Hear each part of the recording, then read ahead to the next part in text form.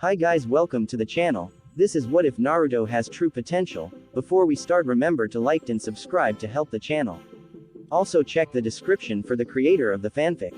Chapter 7. First C rank. Journey to Tenchi Bridge. Naruto, Hinata, and Shikamaru stood in front of the gates of Konoha.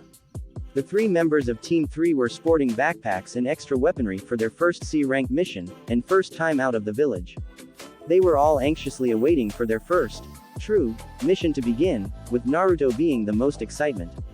My first time out of the village, my first real mission, this is going to be an awesome few days Dadbayo. The boy cheered inwardly, almost jumping up and down in place due to excitement.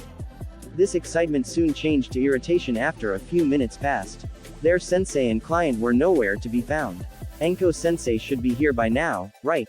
Naruto asked his friends. I mean, she came to my house and told me, be here at 8 o'clock in the morning, or suffer the consequences. So where is she? I have no clue, Hinata admitted with a sigh. Troublesome. I actually woke up early today for this and she doesn't even show up on time. Shikamaru complained. Minutes soon turned into an hour. It was at this point of irritation that Anko finally showed her face. She was accompanied by a short, rather large man who looked to be in his late 30s.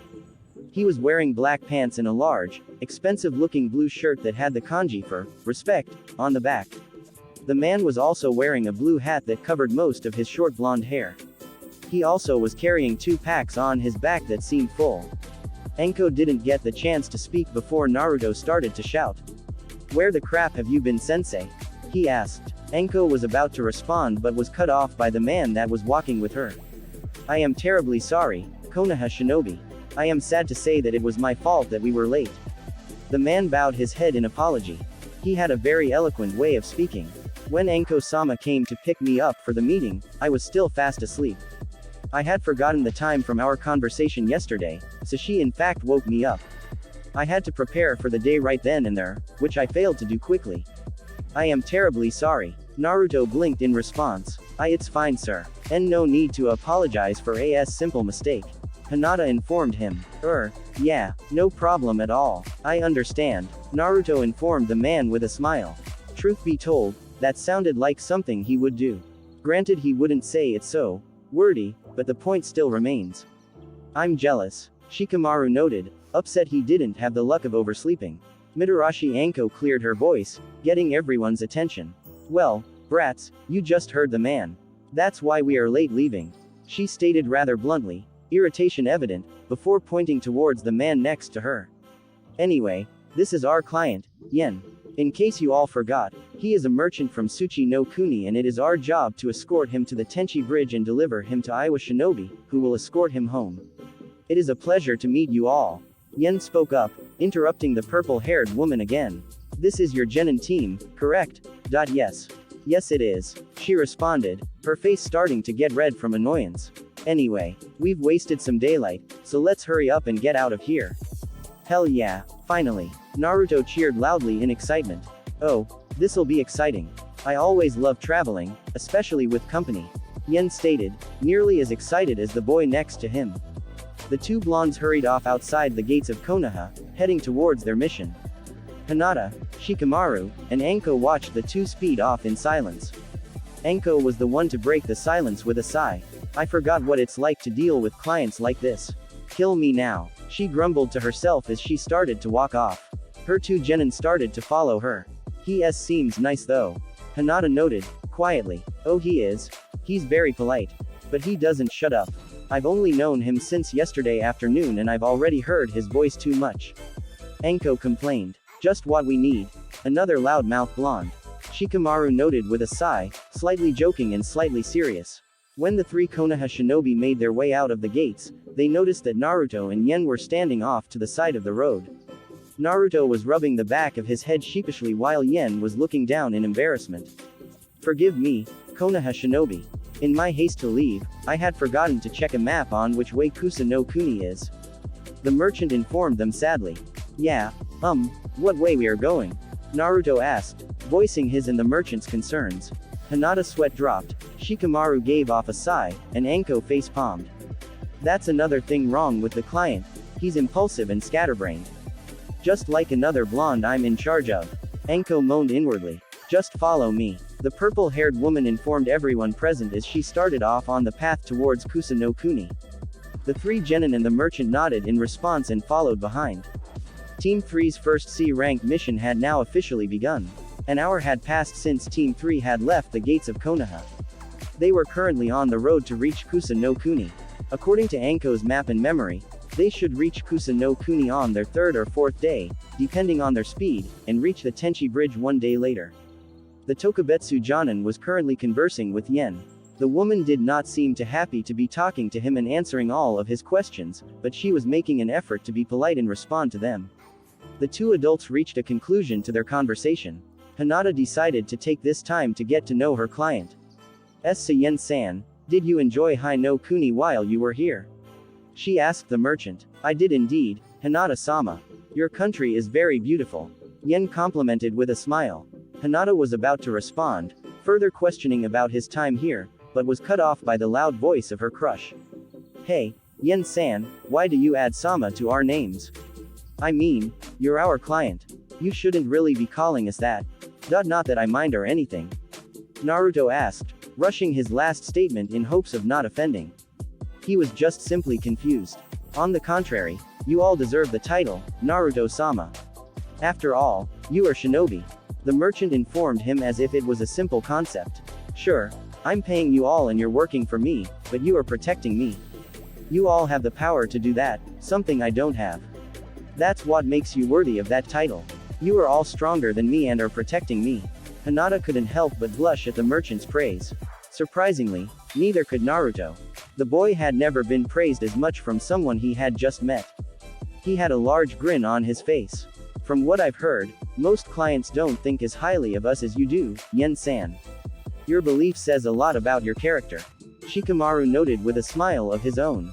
From the stories he has heard from his parents and his dad's teammates, he had heard a lot about the awful, horrible, and condescending clients who call for escort missions. Thankfully he's not a pain in the ass. Shikamaru inwardly sighed in relief. As you can tell from my outfit, respect is very important to me. Yen declared, pointing to the kanji on the back of his shirt. My parents taught me to give the proper respect to everyone that they deserve, and that's what I do. Comfortable silence filled the air after his words. The Konoha shinobi, even Anko, seemed very pleased with the man's ideology and statements. The silence was soon broken, though, as Yen started to speak. If you don't mind, may I ask you three a few questions about being shinobi? He asked them. I've discussed most of these questions with Anko-sama, but I'm interested in hearing from the perspective of a genin squad.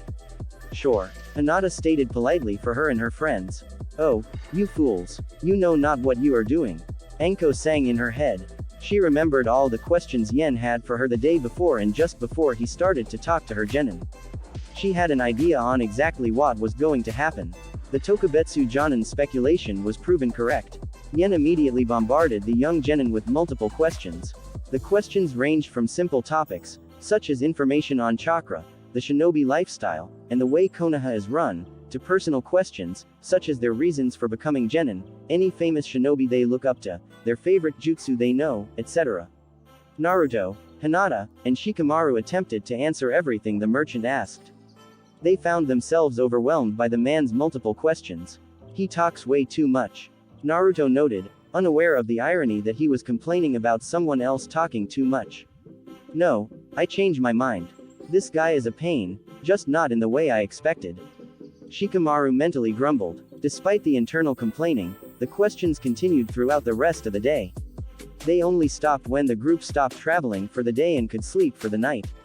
The genin members were all grateful that Anko was taking first watch, as they wanted to sleep and get some time to relax and sleep after the long question session they went through. Day 2 of traveling began shortly after everyone got up. After a small breakfast that Anko prepared from the supplies she brought, Team 3 and their client were off again towards the Tenchi bridge. Time passed by. Yen continued to chatter with the 4 shinobi in his presence, asking them even more questions about Konoha and being shinobi. After a few hours of walking, the group noticed that a young man was walking down the path going the opposite direction.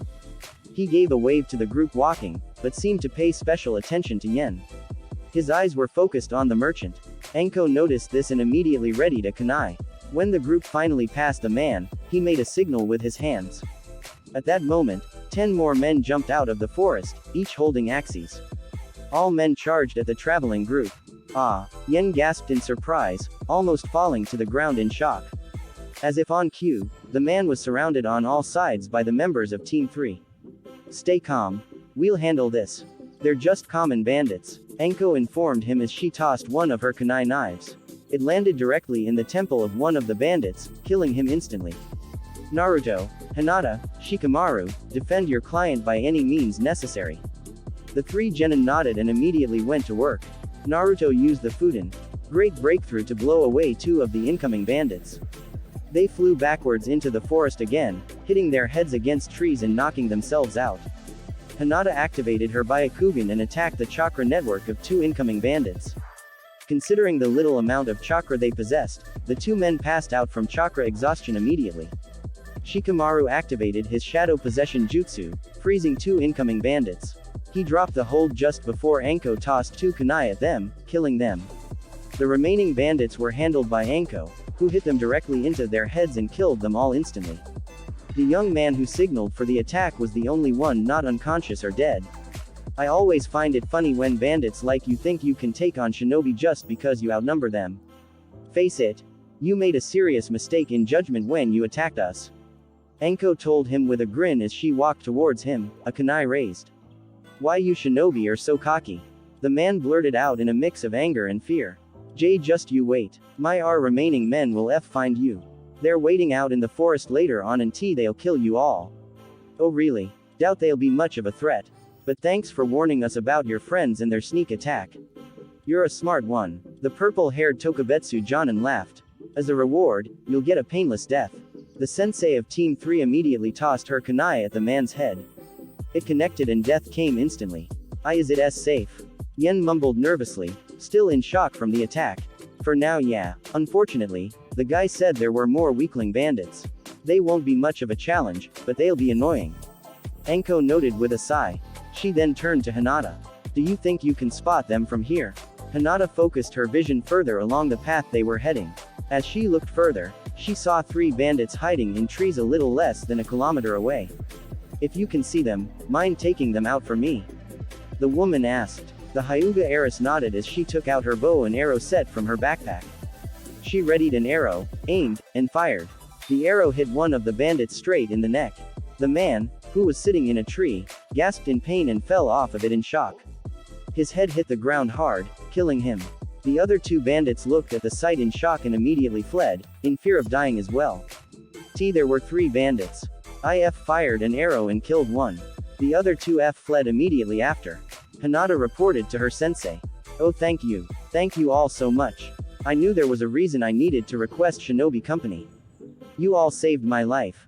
Yen informed them gratefully. Hinata was about to smile back when the reality of what just happened occurred to her.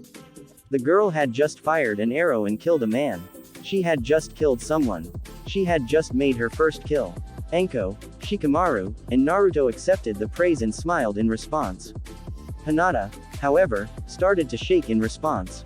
She remained quiet as she started to stare at the ground. Hinata-chan, are you okay? Naruto asked. Hinata didn't say anything. She just continued to stare downward. Hinata, the blonde asked, his concern growing even more. Okay, team, let's make a move on. Time's a-wasting, Anko informed everyone, interrupting the boys' questioning. Hinata was the first to start walking forward, with Yen and Shikamaru following closely behind. Naruto and Anko carried up the rear, as Anko decided she needed to talk to the boy. Naruto, I know you care for her, but let her be for a little bit. She told him. Why? She's not feeling good at all. She needs some help. Naruto informed her, irritated that his sensei didn't want him to help his friend. Naruto, I know what's wrong with her. I've seen that face before. Hell, I remember when I had it. She just made her first kill. Anko explained with sad, understanding look on her face. Taking a life for the first time is never easy. She's probably beginning to have a lot of mental and emotional pain. Well, what can we do to help? Naruto asks, feeling even more concerned for Hinata. Nothing for now, the Tokubetsu Jonin stated sharply. Don't force the issue on her and make her talk when she's not ready for it. It'll just hurt her more. Let her try and come to grips on her own. The most effective thing you can do is give her the space she needs for now and, when she decides she wants to talk, to be her friend and talk to her. Naruto stood in silence for a while, thinking about the situation.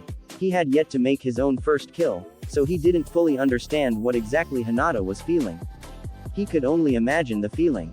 He wanted to help his friend out badly, but he couldn't think of an exact way to do that. Fine, I'll wait for her to talk about it. The boy sighed. In the meantime, I'll try and think of a way to help, or something to say. And I'll just be her friend. Whatever I can do to help her feel better. The purple-haired woman gave a sincere smile at her student's words. She'll probably talk to you soon. You mean a lot to her. Just be her friend. With those words, the conversation was dropped. Naruto and Anko hurried up to the group traveling with them. Silence filled the group. Even Yen wasn't talking. Everyone remained in their own thoughts. Naruto, especially, spent his time thinking. I'll figure out what to say. Hinata, I'll help you. He mentally promised to his distraught friend. After a few more hours, the group set up camp again. Anko had the first watch as her students slept until their turn. Or tried to sleep. Hinata stayed up all night until her turn, just staring blankly into space. Naruto-kun. Naruto woke up from his sleep with a loud yawn. He brushed off his tiredness as quickly as he could and turned to look at the source of his wake-up call, Hinata. It's your turn to do W watch. The girl informed him quietly. Naruto noticed Hinata revert back to her excessive stuttering and frowned. He wanted to do something to help her, but he remembered his sensei's words from earlier. Okay, thanks Hinata-chan, he told her politely as he got up from his sleeping bag and started to look around for any possible threats. The Uzumaki genin continued his watch for a few minutes until he noticed that Hinata had never laid back down asleep. She remained standing, just staring at him, as if she was debating something within her head. Naruto realized something then and there. Does she want to talk? The boy made the hand signs for his shadow clones, who started to perform his duties of keeping watch. He then walked over to his friend. Hinata-chan, he asked quietly. Naruto-kun, she responded back, hesitantly. You okay Hinata-chan, what you still doing up? He asked. Naruto felt he needed to make sure she really did want to talk. He really didn't want to hurt her or make her feel worse than she already did. I'm having trouble sleeping. She mumbled. Well, Hinata couldn't continue with whatever she wanted to say. Her tears were starting to come back. She immediately grabbed onto the nearby Naruto and pulled him closer to her as if he was her life support. She then started to cry hard into his jumpsuit. As if by instinct, Naruto hugged the girl tight against him. He started to rub his hand on Hinata's back in an attempt to calm her down. He didn't say anything. She just has to get it all out. She has to let go of all her tears. The two stayed in that position, with no sounds made except for Hinata's crying. After about 20 to 30 minutes, Hinata started to calm down and stopped crying. Sorry, for that. Hinata apologized. Don't apologize for anything Hinata. You can talk to me. You shouldn't be afraid to show your emotions to me. Naruto informed her, still rubbing her back. If anyone should be sorry, then it's me. I'm sorry about what happened. Don't be. The girl sniffed. Shouldn't be either. We're ninja. This is what we do. It's just. Hinata, although we are ninja, we are also human. It's only natural to feel this way about, yeah. Naruto replied. He didn't want to outright mention the word, killing. It's just. That man had a family. He had a life. And I ended it. Hinata continued to sniffle, tears starting to form again. Hinata, that man would have tried to kill Yen. He has a family too and a life. You helped keep our client alive. The blonde stated. He moved his hand away from her back and wiped away some of the tears away. You helped save a life. Hinata's sniffling died down. The girl still looked troubled though. Naruto gave it a little more thought before he spoke again. We are ninja. We may have to kill people in our line of duty, but we do so to protect others. It could be clients, civilians, our teammates, even each other. We fight to protect everyone around us. He stated sincerely, giving off a smile. Hinata, you were strong. You stepped up and helped protect our client. You are a true ninja and someone I'm glad to call my teammate and friend. The Hyuga Heires's troubled look seemed to completely vanish. She looked over at her crush in complete awe at everything he had just told her. Naruto-kun. You never cease to amaze me. You really are a one of a kind. She thought to herself, a blush starting to form on her face again. A smile soon joined that blush as she brushed any remaining tears. Naruto-kun, thank you. Thank you for everything. I don't know what I would do without you. The girl told him. Her tone of voice was much more relaxed, and much more happy. It's no problem at all, Hinata. I know you'd do the same for me. And I have no idea what I would do without you. Naruto replied back with a grin. He gave her one last squeeze before he let go from the hug. Hinata significantly reddened, finally noticing that she had been hugging Naruto for quite some time now. She was about to say something but her words died when she found herself yawning. Hey, looks like you're tired. Naruto pointed out with a more playful smile. Yeah, I am. Sleep would be nice. Hinata thought tiredly. Get some sleep, Hinata-chan. I'll see you tomorrow, okay? The blonde told her. Oh, okay. Hinata replied. She then, pushed to action by instinct, walked over to her crush and gave him a hug. Good night, Naruto-kun. Thank you so much for everything. You really helped me feel better. The girl then went back to her sleeping bag, leaving a slightly blushing blonde behind. Naruto eventually shook off the blush, gained a large smile on his face, and went back to his watch duties with his clones. He was relieved that his friend was feeling better and back to normal again. Hinata, herself, laid down within her sleeping bag. For the first time in the past few hours, she was smiling. She found it rather easy to sleep. 3 more days passed by. They had finally reached Kusa no Kuni, but were no done with their mission. The group continued to travel on the road. Their journey didn't end until they reached a medium-sized arch bridge that crossed a giant ravine. There's the Tenchi bridge, Enko told the group, excitedly. You ninja are truly extraordinary. Thank you so much for your assistance. Yen praised the Konoha shinobi happily. It's no problem at all. Hinata bowed in acceptance. She then took a close look at the bridge herself and saw figures standing in front of the bridge. We aren't alone. There are a few other people there at the bridge. Most likely the Aiwa team. Shikamaru noted. Naruto groaned at this realization. The moment was finally here. They were about to meet the team from Aiwa. They were about to meet the group of ninja that were enemies to Konoha. Shinobi from the village that fought and killed many Konoha ninja in the Third Great Shinobi World War. Naruto remembered all the stories he had heard about Aiwa ninjas from the academy teachers and the older orphans who lost their parents in the war. The boy remembered every horrific crime that he heard they performed. He was not excited at all for this encounter. The group continued their approach closer to the bridge. As they arrived, the figures were easier to identify. There were 3 of them standing in front of the bridge and they were indeed Aiwa ninja, as identified by their forehead protectors tied on their heads. The first one was a short, brown-haired boy with sunglasses on. He had on a camouflage-colored jacket and was wearing brown cargo shorts. The boy seemed to come off rather plain and seemed to almost blend in the area around him. The second figure was a tall boy with green eyes and black hair that went down to his back. The boy was wearing black pants and a tight-fit red-black shirt that showed off his muscular build. He also had a scabbard attached to his pants, a sword sticking out of it. The final figure was a girl with short black hair and pink eyes. She was wearing a red shirt that lacked her right sleeve underneath a brown jacket. She also had on fishnet tights underneath a red skirt. The girl was the first of the 3 Aiwa genin to see the approaching Konoha shinobi. She immediately put on a slight scowl as she rushed over to them. Her teammates followed right behind to meet the Konoha shinobi. About time you guys got here. We've been waiting for a while.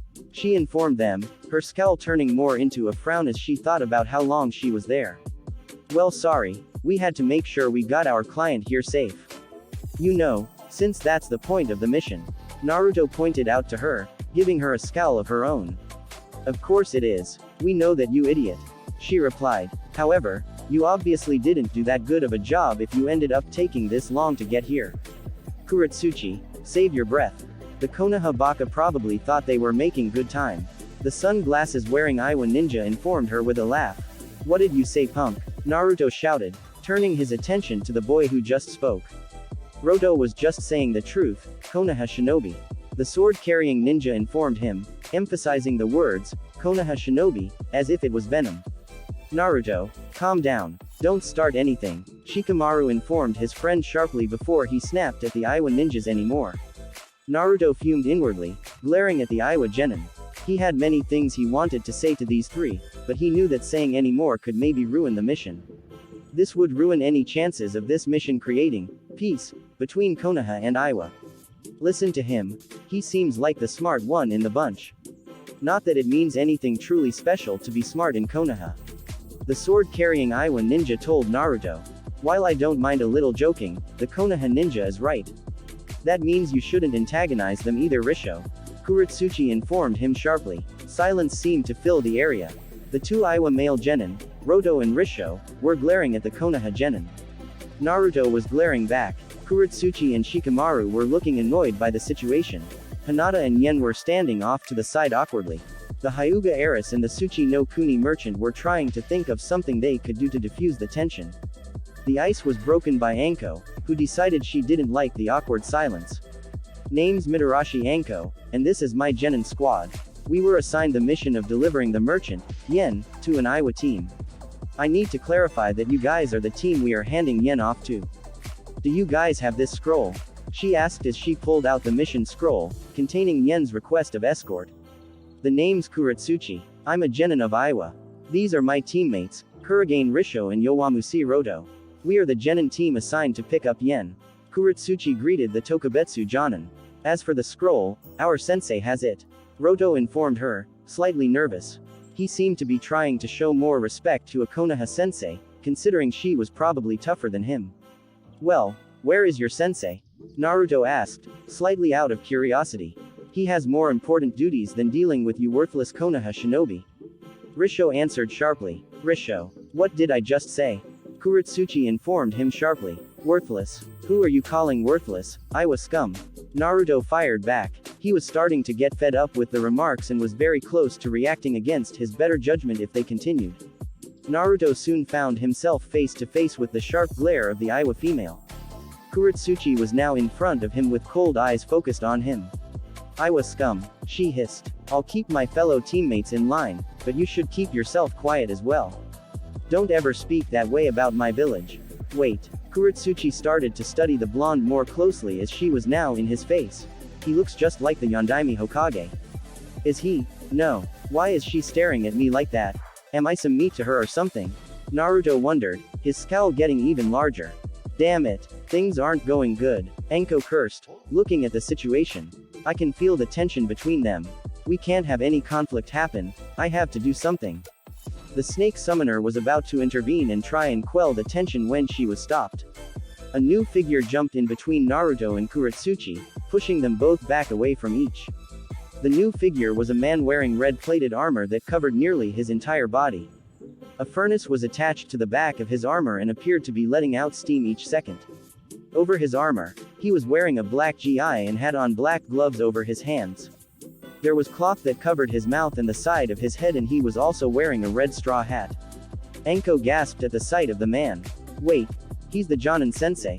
Well, fuck, I didn't even know he was still an Iwa ninja. Kuretsuchi, Risho, Roto, I thought you would not antagonize the Konoha shinobi. We wouldn't want to do anything to displease Tsuchikage-sama, would we? The man asked his students. His voice was notably cold and distant. No. Not at all, sensei. Roto stammered nervously, bowing his head in shame. He was actually starting to shake under his sensei's hard stare. No. Kuretsuchi simply replied. She looked saddened as she stared into her sensei's eyes. Eventually, she turned over to the Konoha shinobi and bowed. I shouldn't have let my temper got the best of me.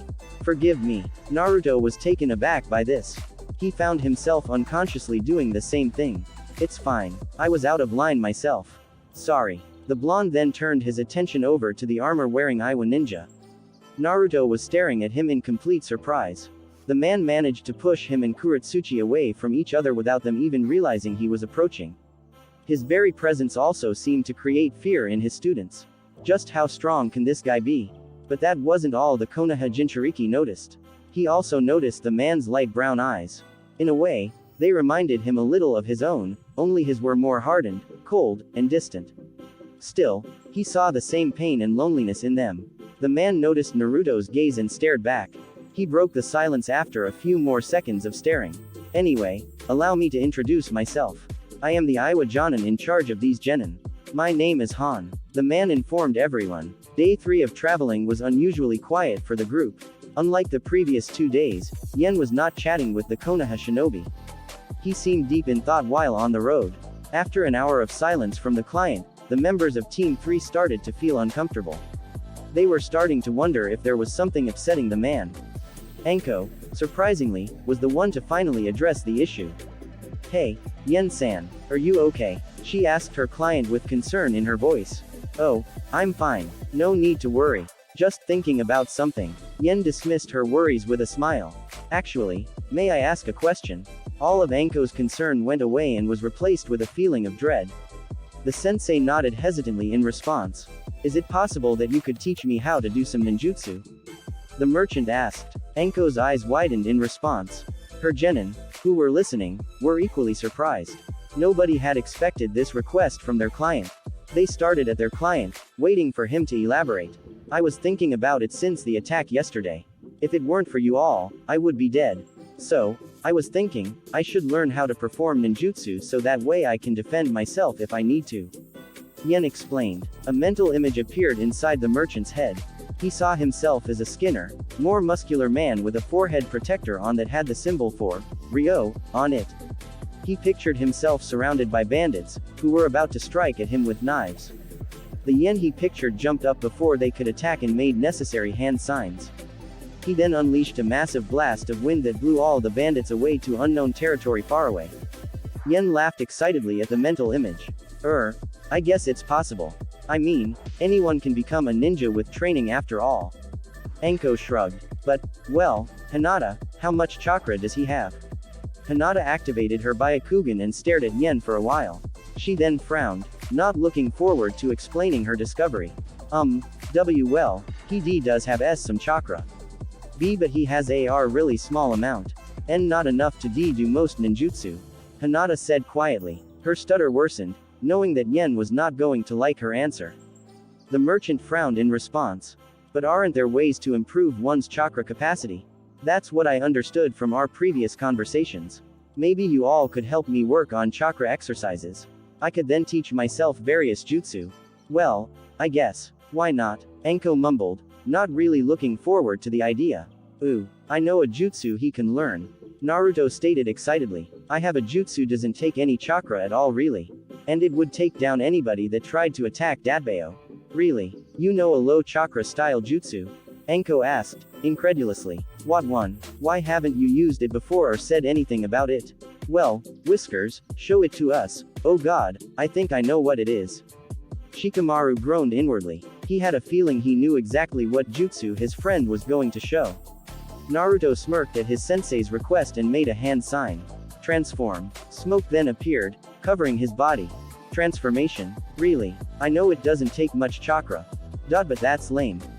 Anko complained mentally. The smoke dispersed itself. Naruto was no longer in sight.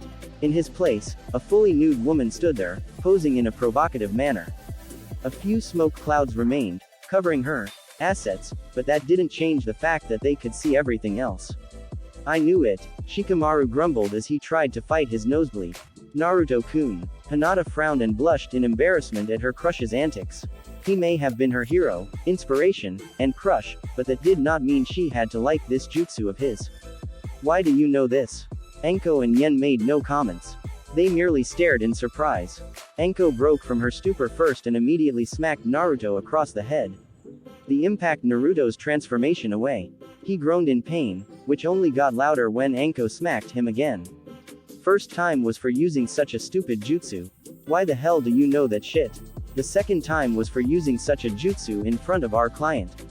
Anko shouted. "Ah." Naruto grumbled in pain. Anko then turned her attention to Shikamaru, who she smacked across the head as well. "Ah," he hissed, grabbing his head. "What the hell did I do?" "Nosebleed. You stared for too long and enjoyed what you saw." The Tokubetsu Jonin deadpanned. She then smacked him a second time. "Second time for talking back to me."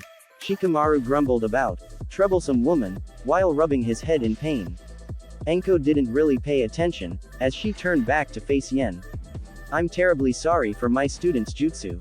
It was completely inappropriate and I hope that it doesn't change your view on us in Konoha." Yen still had a surprised face on. A minute after Anko's apology, his face shifted to a more neutral face. Naruto-sama, he began. His face then shifted into a perverted grin. You've given me more reason to want to learn ninjutsu. Anko blinked in surprise. Part of the reason she was upset with Naruto was because she was afraid his jutsu would make Konoha look inappropriate to their client. To see such a reaction surprised her, but not in a good way. The woman started to scowl and smack the client across the head as well. He grabbed his head in pain as well, joining the other two males. Perverts. All of you, she snapped. You know, we are taking a small 5-minute break. Heal your pain, or whatever. I don't care. Just you guys don't bother me right now. Hinata, you come with me though. Why? The Hyuga questioned. Because I can at least tolerate your presence right now. Now hurry up and follow me. Her sensei responded. Hinata nodded hesitantly before following her sensei into the woods. Anko continued to storm off for a second, still very irritated at the jutsu and the other guy's reaction. However, there was a small thought running through her mind. She would never in a million years admit to it, but she couldn't help but think it. You know, I have to admit it, Whiskers did make a pretty sexy chick. I wonder what the guy version of that would like. Thanks for listening. If you want the next part of this video, be sure to like, subscribe and comment and hit that bell notification. See you next time.